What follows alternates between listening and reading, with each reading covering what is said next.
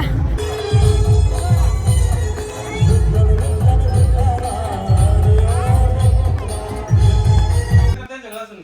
तर फॅमिली पाहू शकतायत. आम्हाला आहे ना भगवानगडावरती जायचं आहे दिंडीला. तर रुद्र कशा प्रकारे तयार झालेला आहे नाही का? ए बाळा समोर कोण इकडे? त्याचा आवाज पण बसलेला आहे नाही का? बोल ना. चप्पल निघते का? तर व्यवस्थित घाल पाय. आता बघ थोडं चलून बघ बरं. चलून बघ बरं. ये बरं. जमतंय ना आता? छान छान जमतंय ना आता? हे बघ या मावले चाललेलं आहे दिंडीत एकदम गबा. गोण्याच काय चाललंय एवढं? तुम्हाला खायला प्यायला सगळं रस्त्याने असतंय. साड्या घालायला पाऊस येतो म्हणून वाटाने जास्तीत साड्या लागतात. त्यामुळे जरा तुमचं म्हणजे जे सामान असतं रेग्युलर ते वापरायला चाललेलं आहे का? चालते काय हरकत नाहीये. नाही तुम्हाला सण आलाय का? तुम्ही मस्त पैकी आहे का पंढरपूर दिंड्या वगैरे करायच्या नाही का? आता काय झालेलं आहे यांना सुना आलेल्या आहेत. हे सगळेजण चाललेले आहेत त्यामुळे आता हे चाललेले आहेत आपल्या गाडीत बसून तिथं भगवानगडावरती नाही का? आणि तिथून दिंडीचे प्रस्थान होणार आहे. आणि हे आम्ही सगळे जण वाटा लावण्यासाठी रुद्र पण वाटा लावण्यासाठी आम्ही थेट गडापर्यंत जाणार नाही का? काय फायनली आम्ही आलेलो आहेत भगवानगडावरती नाही का? तर लावायचं तुला पण लावून घे. तर फॅमिली आता गंध वगैरे लावतात पाहू शकतात. सोनाली पण गंध लावून घेते ना सेम पांडुरंगासारखा. कंटे पण आलेले आहेत आता त्यांच्या गबाळ घेऊन सगळे. फॅमिली ब्लॉग आहे ना शेवटपर्यंत बघायचा आहे. तुम्हाला सगळी वारी तल्ली दाखवणार आहे आज. ए बाळा काय झालं? चला हे आपले यांना पण लावा. यांना लाव इथं यांना लाव. हे पाहू शकतात रुद्राने चालता चालता आहे ना सगळा गंधच पुसून घेतलाय. आता बाळा वाळ्यापर्यंत हात नाही लावायचे ना. चलो तर फॅमिली मी पण दिंडीला जावं का? कमेंट करून सांगा. जाऊ शकतेस पंढरपूर पर्यंत नक्की जाऊ शकतेस काहीच प्रॉब्लेम नाही. माग आहे मी रुद्र आणि मी थांबतोय तिथं. जाऊन द्यायचं का आईला पण? रुद्र आईला पण जाऊन द्यायचं.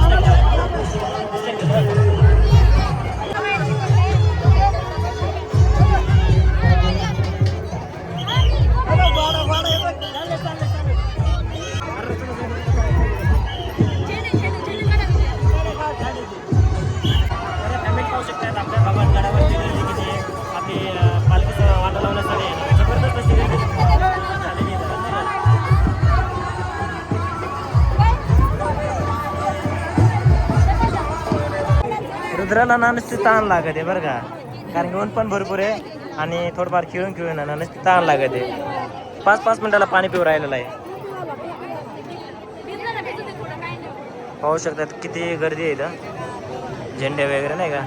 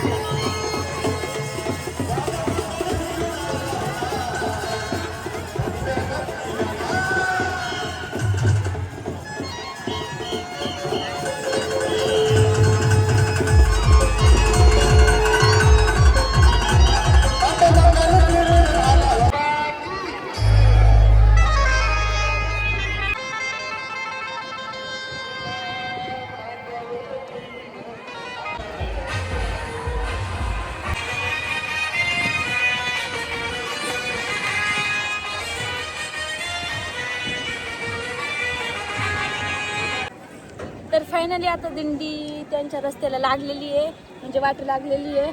इथं मगाशी इतकी गर्दी होती, 20-30 मिनिटापूर्वी माणसाला माणूस दिसत नव्हते. आणि आता सगळं मोकळं झालेलं आहे. आणि आम्ही आता महाप्रसाद पण घेतलेला आहे.